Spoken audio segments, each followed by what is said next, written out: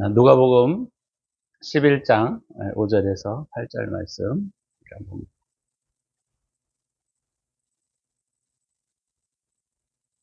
또 이르시되 너희 중에 누가 벗이 있는데 밤중에 그에게 가서 말하기를 벗이여 떡 세 덩이를 내게 구워달라. 내 벗이 여행 중에 내게 왔으나 내가 먹일 것이 없노라 하면 그가 안에서 대답하여 이르되 나를 괴롭게 하지 말라. 문이 이미 닫혔고 아이들이 나와 함께 침실에 누웠으니 일어나 네게 줄 수가 없노라 하겠느냐? 내가 너희에게 말하노니 비록 벗됨으로 인하여서는 일어나서 주지 아니할지라도 그 간청함을 인하여 일어나 그 소용대로 주리라. 아멘.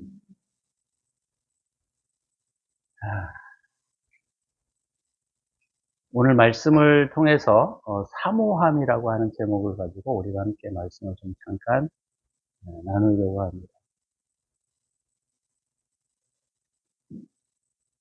오늘 본문을 우리 그리스도인들이 굉장히 많이 사용하는 예가 뭐냐면 강청기도라는 거예요. 강청기도.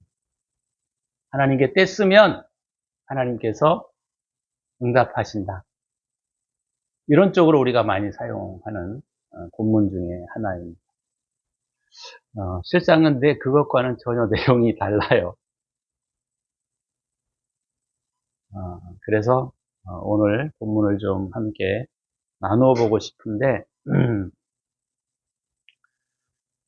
오늘 본문은 주님이 비유로 말씀하시는 내용인데 비유는 여러분들이 잘 아시는 것과 같이 어떤 사건이나 사물을 통하여 우리에게 진리를 이해하기 쉽게 펼치는 것을 말합니다.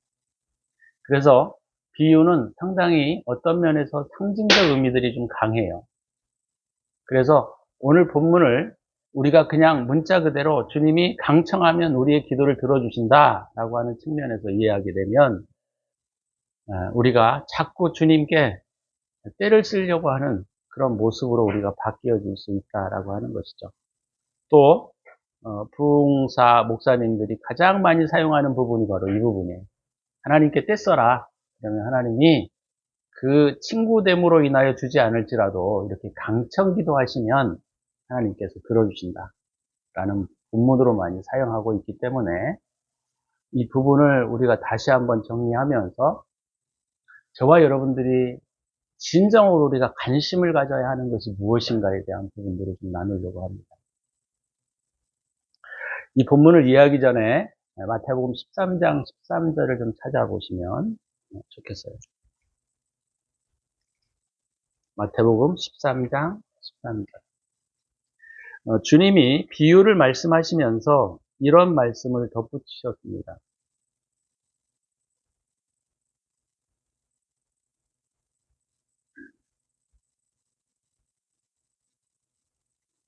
그러므로 내가 그들에게 비유로 말하는 것은 그들이 보아도 보지 못하며 들어도 듣지 못하며 깨닫지 못함이니라.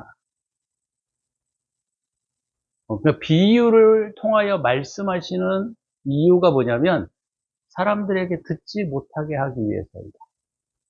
그죠? 듣고도 깨닫지 못하게 하기 위해서 비유로 말씀하신다. 그랬어요.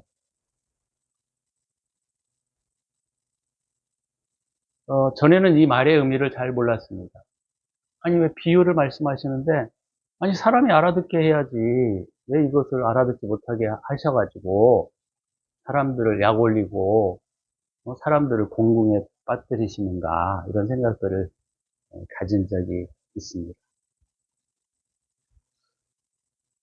여러분들은 이 본문에 대해서 어떻게 생각하십니까? 비유로 말하는 것은 그들이 보아도 보지 못하며, 들어도 깨닫지 못하게 합니다. 여기에는 굉장히 깊은 의미가 숨겨져 있어요. 그러니까 주님이 말씀하시면서 우리를 놀리시려고 하신 말씀도 아니고 우리에게 야 니네가 내가 비유로 말할 테니까 이 비유의 의미를 좀 찾아봐. 열심히 노력해봐. 그러면 알 거야. 이런 측면에서 주님이 말씀하시는 것도 아닙니다. 이것은 주님의 요 안에 깊은 사랑이 들어가 있어요. 왜 그런 거 하니? 오늘 말씀을 좀 전개하면서 이 부분들을 함께 생각해 보려고 합니다. 그리고 다시 이제 우리가 누가복음에 오시면 예수님이 이 말씀을 강청기도에 대한 이야기들을 하시면서 이 비유 후반에 우리에게 말씀하시는 내용이 있어요. 그죠? 우리가 읽지는 않았지만 9절 10절에 구하라 그리하면 너희에게 주실 것이요 찾으라 그러면 찾아낼 것이요 문을 두드리라 그러면 너희에게 열릴 것이다. 이 말씀을 덧붙이셨다라고 하는 거예요. 그리고 이 말씀을 하기 이전에 무엇이 있죠? 주기도문에 대한 기도에 대한 내용들을 가르치셨다라고 하는 것을 우리가 보셔야 돼요. 그래서 성경을 해석할 때에는 우리가 단어는 문장 안에서 해석을 해야 되고 문장은 문맥 안에서 이해해야 합니다. 문맥은 성경의 전체적 의미를 통하여 우리가 이해해야 되는 거예요. 또한 그것만이 아니라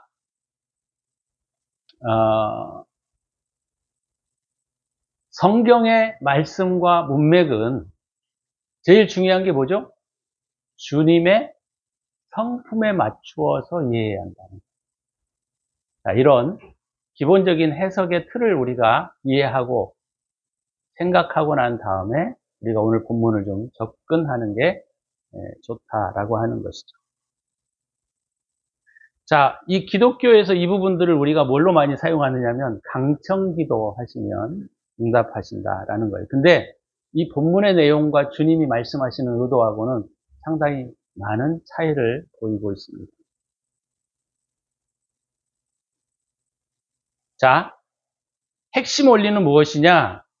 우리의 간구는 시간이나 노력에 비례하지 않는다는 거예요. 레벨로 더. 괜찮아. 괜찮아요. 레벨로 더. 시간이나 노력에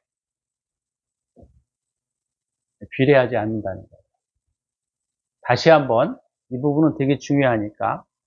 우리의 간구는 시간이나 노력에 비례하지 않는다라고 하는 것입니다. 그러니까 오늘 본문의 말씀은 우리가 시간을 많이 들이고 정성을 많이 들이고 노력을 많이 하게 되면 하나님이 응답하신다라고 하는 개념과는 차원이 다른 의미를 가지고 있는 거예요. 마태복음 6장 7절 8절을 한 번 더 찾아서 보겠습니다.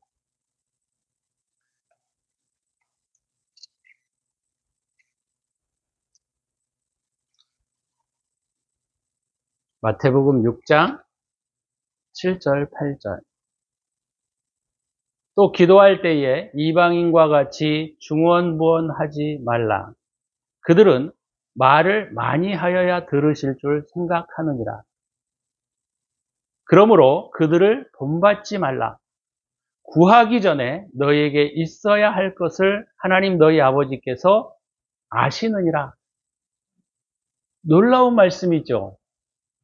그래서 우리가 기도에 많은 에너지를 쏟고 노력을 하는 것을 주님께서는 기뻐하신다, 안 하신다? 거기에 상관성이 없다라는 겁니다. 자, 그런데요, 진짜로 중요한 것들을 우리가 생각해야 할 것들이 있습니다. 자, 우리가 마태복음 6장 7절, 8절에 보시면 주님은 우리가 구해야 할 것들을 다 아시고 있다는 거예요. 저와 여러분들이 구해야 할 것들, 필요한 것들, 우리가 어떤 것들을 요구하시고 우리가 어떤 것들이 필요한지를 주님은 다 알고 계시다라고 하는 거예요. 그래서 중언부언하지 말라고 하는 것은 거기에다가 노력을 들이지 말라는 거예요. 거기에 노력을 들이지 말라. 너희는 이방인들처럼 중언부언하지 말라. 이렇게 주님이 말씀하셨어요. 중언부언하다라고 하는 것은 그냥 여러분 우리가 기도할 때 기도의 마음과 생각들을 주님께 모으지 아니하고 그냥 말 나오는 대로 또는 우리가 우리의 형식에 젖어서 기도하는 내용과 태도를 말합니다. 그래서 제일 우리가 듣기 싫은 기도가 언제인지 하면요. 다는 아니지만 주일날 오전 기도예요. 장로님들이 창세기에서 시작해가지고 계시록까지 가는 분들이 많아요. 근데 그게 별로 저는 많은 경우에, 다는 아니지만 많은 경우에 저런 기도를 왜 하실까? 자기의 성경 지식을 자랑하시려고 하는가? 아니면 기도를 유창히 하는 것을 사람들에게 보이기 위해서 하시는 것일까? 아니면 무엇 때문에 저렇게 하실까? 그런 생각들을 많이 가진 적이 있어요. 그러니까 오늘 이 강청의 기도를 우리가 어떤 태도로 해야 될 것인가에 우리가 핵심이 있는 것이지, 여기에 얼마만큼의 노력을 더해야 하고 얼마만큼 우리가 애를 써야 하는가에 오늘 본문의 비유의 핵심이 들어있지 않다는 겁니다.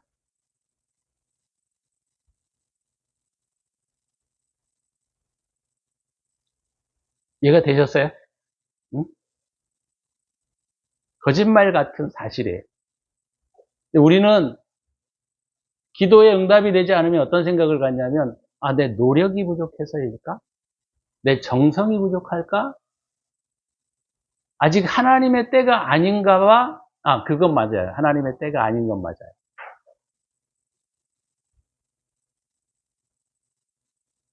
그래서 우리가 간구하거나 어떤 문제를 놓고 기도하실 때 제일 생각을 많이 하는 경우들이 바로 그런 것들이에요.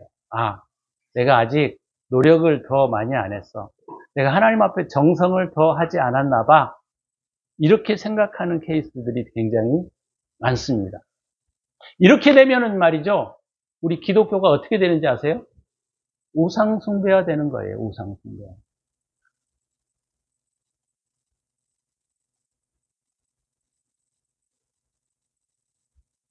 우리의 간구가 뜻대로 되지 않는다고 할 때 우리의 노력이나 헌신도에서 문제를 찾는다면 우리의 신앙은 엉터리가 되어버리는 거예요. 그러면 어떻게 할까요? 더 하나님 앞에 읍소해야죠. 더 하나님 앞에 부르짖어야죠. 더 하나님께 엎드려야죠. 그렇게 해결점을 찾게 되는 거예요. 그런데 주님께 도움을 구하는 사람들을 돕지 않는 예들을 우리가 성경에서 많이 볼 수가 있습니다. 그 가운데 하나가 바로 뭐냐면 여러분들도 많이 아시는 내용일 거예요. 수로보니게 여인, 가나안 여인의 예를 우리가 한번 좀 보려고 해요. 그래서 이것도 한번 찾아볼 겁니다. 마가복음 7장 25절에서 29절을 한번 좀 넘겨보세요.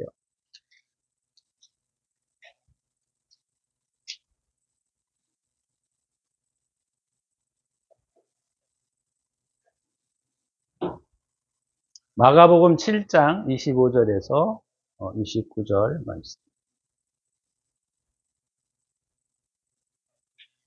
이에 더러운 귀신 들린 어린 딸을 둔 한 여자가 예수의 소문을 듣고 곧 와서 그 발 아래 엎드리니 그 여자는 헬라인이요 수로보니게 족속이라 자기 딸에게서 귀신 쫓아내 주시기를 간구하거늘.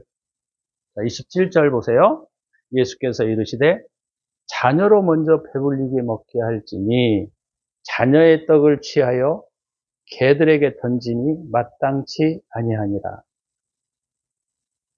여자가 대답하여 이르되 주여 옳소이다마는 상아래 개들도 아이들이 먹던 부스러기를 먹나이다.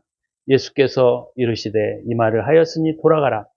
귀신이 내 딸에게서 나갔느니라 하시며. 여러분, 예수님은 정말 사랑이 많으신 분이에요. 그리고 우리가 어떻게 될 때 인격이 침해되는 것도 잘 아십니다. 우리가 어떻게 할 때 차별성을 느끼는지도 아시는 분이에요. 그럼에도 불구하고 오늘 본문의 내용에 보면 자녀로 먼저 배불리게 먹게 할지니 자녀의 떡을 취하여 개들에게 던짐이 마땅치 아니하다 이렇게 말씀하시는 것을 볼 수가 있습니다. 여러분 이해가 되세요? 이 예수님의 태도가 이해가 되세요? 잘 이해가 안 되는 모습이에요. 그렇죠? 그러면 예수님께서 왜 이런 말씀을 하셨을까?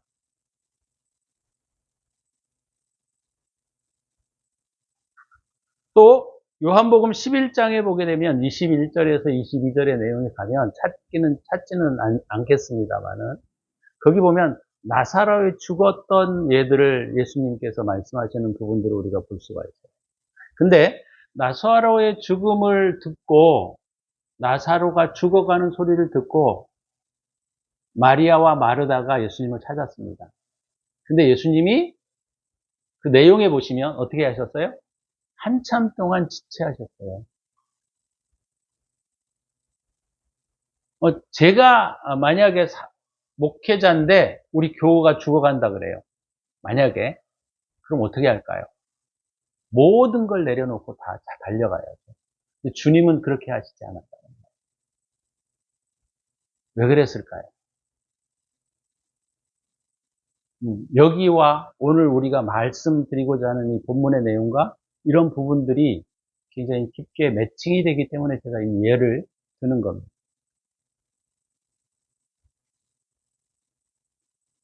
수로보닉의 여인을 개 취급했던 것이나 오늘 또 본문의 내용에 보면 예수님께서 나사로의 죽음을 들으시고 오랫동안 지체하셨던 이유들을 우리가 찾아내기가 쉽지는 않습니다만은 우리가 함께 고민해 볼 필요는 있다라고 하는 거예요.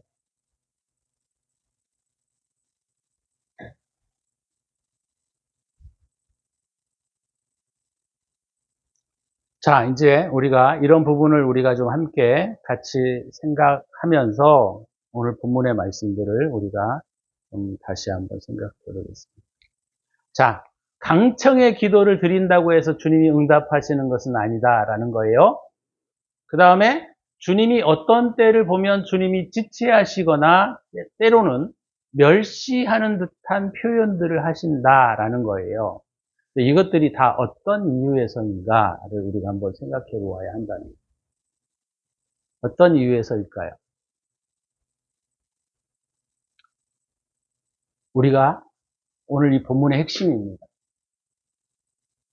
여러분, 중요한 것은 바로 뭐냐면 주님은 우리가 얼마만큼 준비되었는지를 아세요. 우리는 우리 자신을 알 수 없지만 주님은 가장 정확하게 우리를 알고 계십니다.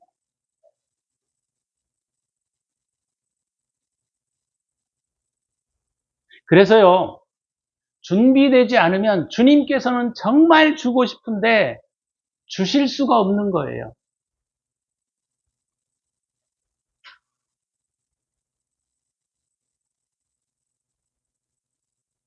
하나님은 우리에게 모든 걸 주시고 싶으시지만 하나님은 우리를 인격자로 대우하시기 때문에 우리에게 모든 걸 주실 수가 없습니다.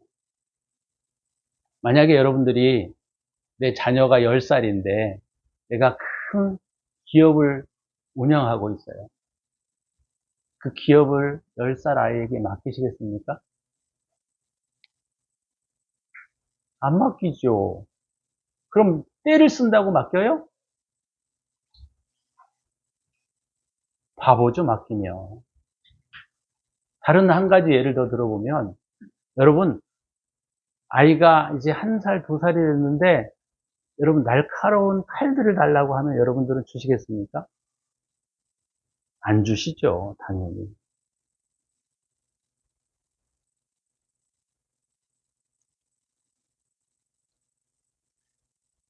그래서 하나님께서 왜 지체하시는가? 왜 하나님께서 때로는 멸시하는 듯한 말씀을 하시는가에 대한 부분들은 중요한 것은 우리는 잘 알 수 없지만 우리 안에 있는 심정 상태가 아직 준비되지 않았다는 것을 주님은 너무나 잘 아시는 거예요. 그렇기 때문에 여러분, 저와 여러분들이 겪고 있는 이 순간이 주님이 우리에게 최대로 주실 수 있는 부분이라는 것을 잊어버리시면 안 돼요. 우리는 말이죠, 당장의 기업을 이어받고 싶죠. 우리는 당장의 부자가 되고 싶죠. 우리는 당장의 칼을 사용하여 내가 사과도 깎아먹고 편하게 살고 싶죠. 안 그런 사람이 누가 있습니까? 다 그러죠. 그러나 여러분, 성숙된 부모라고 한다면 자녀에게 이것들을 그냥 줄 수 없는 겁니다, 여러분. 사람이, 하나님께서 사람을 로봇으로 만들어서 자기가 조종하고 싶은 대로 다 조종할 수 있으면 마음껏 물려줄 수 있어요. 마음껏 줄 수 있습니다. 왜요? 자기가 조종하니까요. 그러나 사람은 하나님의 조정적 문제로 우리를 다루시지 않습니다. 하나님은 저와 여러분들을 인격자로 다루시기를 원하시는 거예요.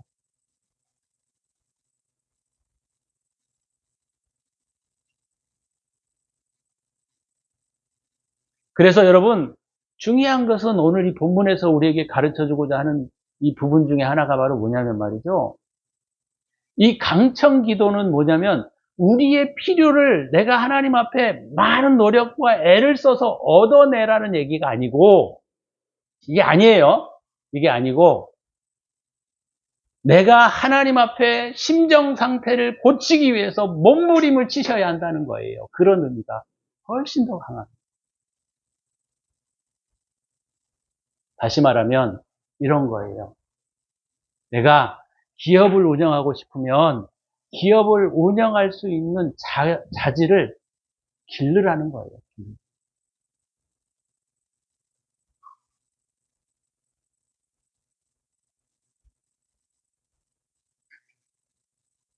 사람이 어느 정도 선을 받을 준비가 되어 있지 않으면 주님은 우리에게 선을 주시고 싶으셔도 주실 수가 없는 거예요.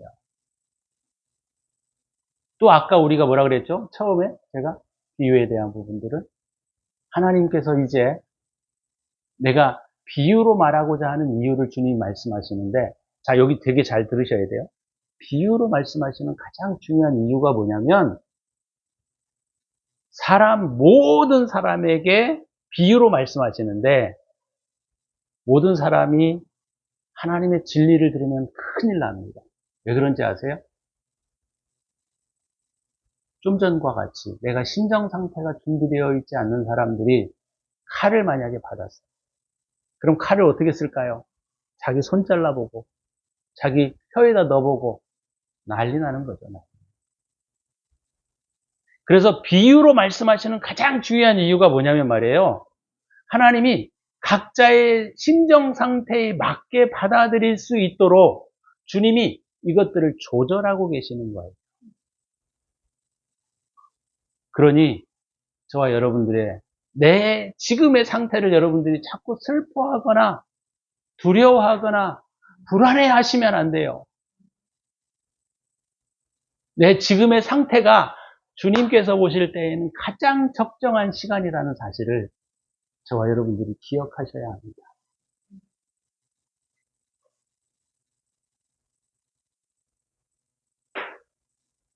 나는 왜 이럴까? 나는 왜 상태가 왜 이렇게 힘들까? 나는 왜 이 문제가 아직 풀리지 않을까? 주님이 단 1초만이 아니라 0.00 몇 초만 해도 우리의 문제를 다 해결해 하실 수 있어요. 왜요? 전능하시니까. 그러나 그것들을 풀어주시지 않는 이유들이 있다는 사실을 저와 여러분들이 기억하셔야 합니다. 그래서 내 지금의 상황은 주님이 보시기에 나의 가장 뭐라고요? 적정한 상태이다. 왜 그러냐면 말이에요. 주님이 진리이시잖아요. 근데 진리이신데 진리를 우리가 정확하게 알게 되면 내가 이 진리를 누릴 수 없는 상태임에도 불구하고 이 진리를 알아버리게 되면 어떻게 되버리냐면 진리를 모독하게 되는 거예요. 이게 성경에 말하는 성령을 거스리는 죄가 되는 거예요. 그래서 하나님은 너는 그것을 아직 받아들일 수 없으니까 너는 이 비유를 내가 알아들을 정도만 이해해, 이거예요.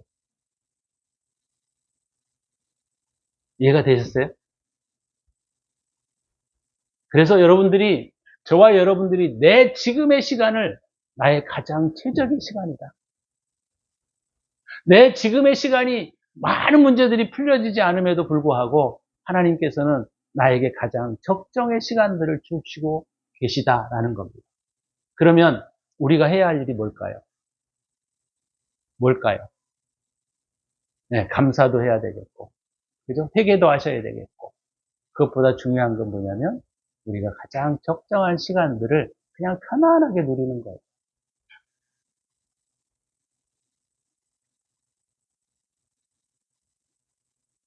할렐루야? 누리십시오. 누리셔야 합니다, 여러분. 가장 나에게 지금 맞는 시간이다. 하나님, 감사합니다. 하나님, 나는 걱정하지 않아요. 왜요? 이렇게 되면 걱정할 게 없지요.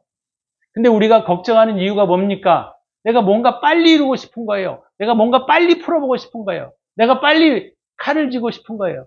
내가 빨리 기업을 이어받고 싶은 거예요. 그래서 오늘 이 강청의 의미는 우리가 하나님 앞에 때를 써서 내가 얻어내고 싶은 것을 얻어내라는 의미가 아니라 뭐예요? 나의 심정 상태를 적정히 세워가는 노력이 우리에게 필요하다라고 하는 것을 가르쳐주는 기도란 말이에요.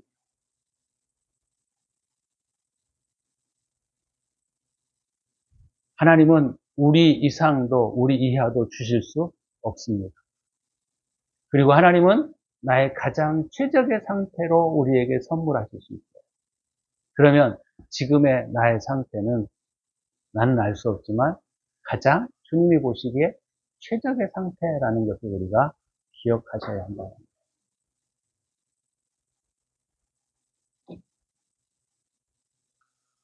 그래서 제가 아까 비유로 말씀하시는 주님, 비유로 말씀하시는 이유가 사람들을 농락하거나 우리를 속이려고 하시거나 그런 의미가 아니라 알아들을 만큼 스스로 이해할 수 있다.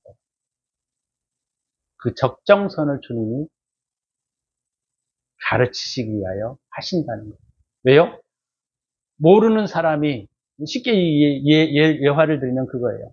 아이가 칼을 쥐면 난리 나는 거예요, 여러분. 면도칼 들었다고 한번 생각해 보세요, 아이가. 아이가 제일 먼저 갖고 가는 데가 어디죠? 입에 혀 난도질라고 말이죠.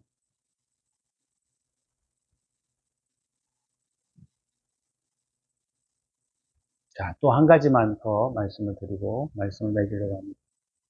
오늘 본문에서 너희가 인내함과 또 우리가 구하라고 하는 끊임없는 인내와 간구를 주님은 우리에게 요구하시는 부분이 또 오늘 본문에서 우리가 이해할 수 있어요.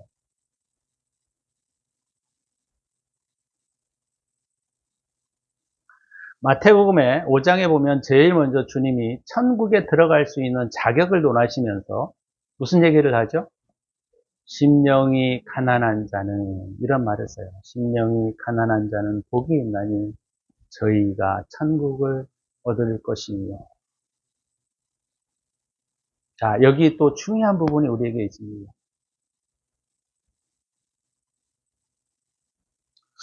제가 이 말씀을 생각하면서 저는 과연 나는 정말 하나님의 진리에 대한 사모함이 나에게 있었는가? 이 부분을 제가 굉장히 깊이 좀 점검해 봤어요. 나의 최우선순위는 진리인가? 나의 최우선순위는 진리를 사모함인가? 이런 부분들을 제가 좀 이렇게 묵상을 하는데, 어떤 부분은 맞는 것 같기도 하고, 어떤 부분은 아닌 것 같기도 하고 그랬어요. 오늘 본문에 대한 어떤 우리가 주석들을 좀 깊게 오늘 말씀을 드릴 수 없어서 좀 그런데, 하여튼 전반적인 이 부분에 대한 이해는 우리가 제가 지금 말씀드리고 있는 부분입니다. 강청드리는 것은 어떤 의미를 말씀하고 있는 것이냐?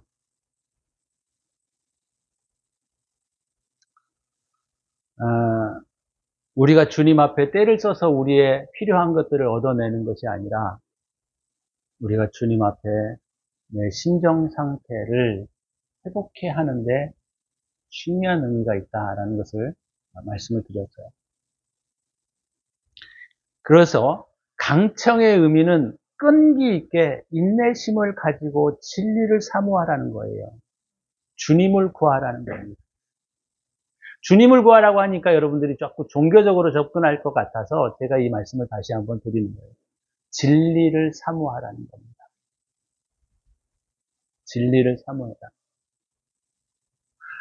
우리가 사모하는 것이 뭐가 있어야 되냐면요. 주님에 대한 사모함이 있어야 돼요. 진리에 대한 사모함이 우리에게 있어야 한다.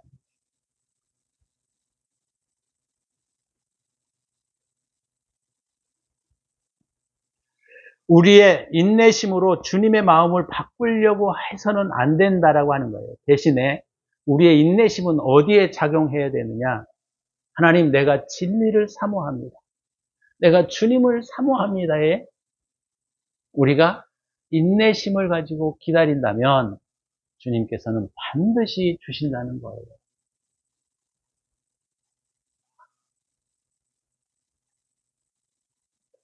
여러분, 저는 이 땅에 별로 살고 싶은 마음은 솔직히 별로 없어요. 근데 제가 살아가는 중요한 목적이 하나가 있어요. 그게 뭔지 아세요? 주님의 진리를 더 깊이 이해하고 알고자 하는 것이 제 한 가지 소망입니다. 에이, 설마요. 안 믿으셔도 괜찮아요. 음, 저와 여러분들이 진리에 대한 사모함이 있습니까? 진리를 듣기 위해서 몸부림을 쳐본 적이 있으신가요? 진리를 행하기 위해서 몸부림을 쳐본 적이 있으신가요? 아유, 목사님, 삶에도 너무 바쁘고 분주한데요. 그것까지 신경 쓸 여력이 없어요. 이해해요, 충분히. 왜요? 주님은 당신에게 가장 적정한 시간을 주고 계시니까요. 그러나 저와 여러분들이 인내심을 가지고 끈기 있게 찾고 구하고 기다려야 할 것이 있어요. 그것이 바로 뭔가요? 주님이에요. 진리예요. 사랑입니다.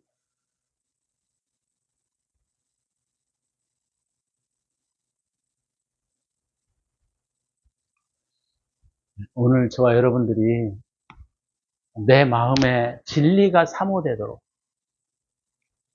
우리가 세상 것들을 바라고 세상 것들을 원하고 있던 마음에서 정말 이런 어린아이와 같은 심정에서 벗어나서 이제는 내가 주님을 사모하고 진리를 사모하고 주님의 말씀을 따라 살아보려고 몸부림을 치고 그런 삶이 저와 여러분 가운데 이루어지기를 간절히 축원합니다. 우리가 고민해야 할 것은 그거예요. 하나님이 나의 가장 필요와 적정한 부분들을 채우고 계시니 우리가 고민할 것은 먹고 사는 문제가 아니에요, 사실. 왜요? 천국에 가면 말이죠. 이건 아무 의미가 없어요, 사실. 내가 뭐 대기업 사장이니 회장이니 대통령이 됐느니 뭐 내가 이런 것들을 사랑했느니 뭐 하느니 이거 아무 의미 없어요.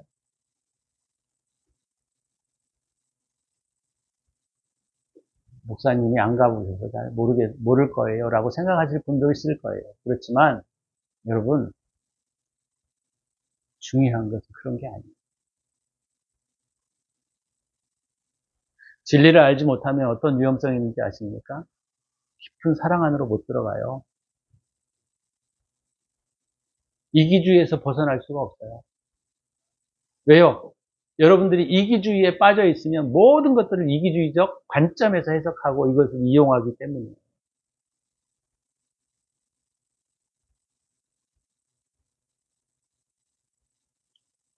오늘 주님이 말씀하신 것들을 우리가 한번 기억하셔야 합니다. 내가 또 너희에게 이르노니 구하라. 그러면 너희에게 주실 것이요. 그래서 이 본문의 흐름의 내용의 가장 핵심적인 부분이 그거예요. 내 탐욕과 내 욕심을 이루기 위해서 주님께 기도하지 말라는 거예요. 강청하면 주님이 들어주신다의 기도의 내용도 아니에요. 우리가 우리의 심정 상태를 새롭게 하고 우리의 심정 상태를 주님을 사모하는 마음으로 가져간다면 주님께서 13절에 떡을 주셨습니까? 주님이 구하는 자에게 성령을 주신다는 거지. 그죠? 저와 여러분들이 진리를 사모함, 진리를 찾고자 하는 갈급함이 저와 여러분들 가운데 일어나기를 소망합니다. 저와 여러분들의 마음속에 그러한 것들이 일어나기를 소망합니다. 그렇게 되어질 때 우리가 주님께서 약속하신 말씀들을 우리가 이루어갈 수 있다고 저는 생각합니다. 우리 함께 같이 기도할까요? 주님, 진리를 사모하면 주님이 반드시 응답하신다고 하잖아요. 진리를 따라 살고자 하는 마음이 갈망으로 일어나면 주님이 반드시 우리에게 들어주신다고 하셨는데, 주님 강청합니다. 주님 진리가 내 안에 이루어지게 하시고, 주님의 사랑이 내 안에서 이루어지게 하시고, 주님의 영광이 내 안에서 풀어지게 하여 주시옵소서. 이렇게 기도하시면 좋을 것 같아요. 기도합니다.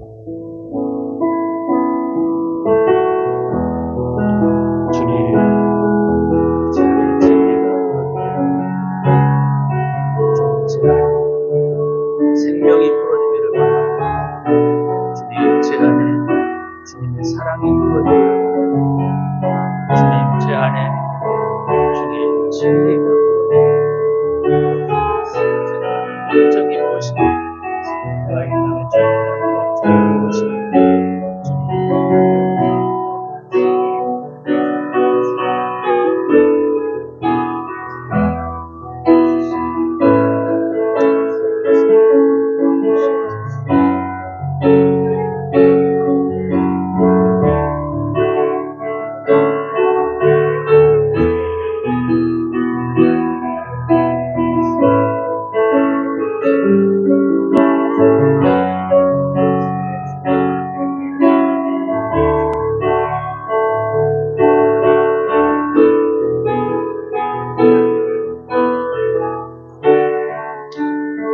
주님,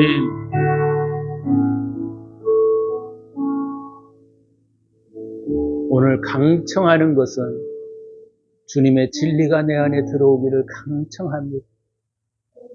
주님의 사랑이 내 안에 들어오기를 강청합니다. 주님, 구하는 자에게 주시겠다 약속하셨사오니 성령을 주시겠다 약속하셨사오니 우리 안에 주님의 진리를 허락하여 주시옵소서. 우리가 주님의 사랑 안에 깊이 들어갈 수 있도록 은혜를 베풀어 주시옵소서. 이제는 우리 구주 예수 그리스도의 은혜와 독생자를 아낌없이 우리를 위하여 내어주신 하나님의 사랑하심과 성령의 축복하심이 오늘도 진리를 갈구하는 당신의 사랑하는 백성들 마음 안에 단비를 내려주시는 주님을 찬양드리며 이제로부터 영원토록 함께 있을지어다. 아멘.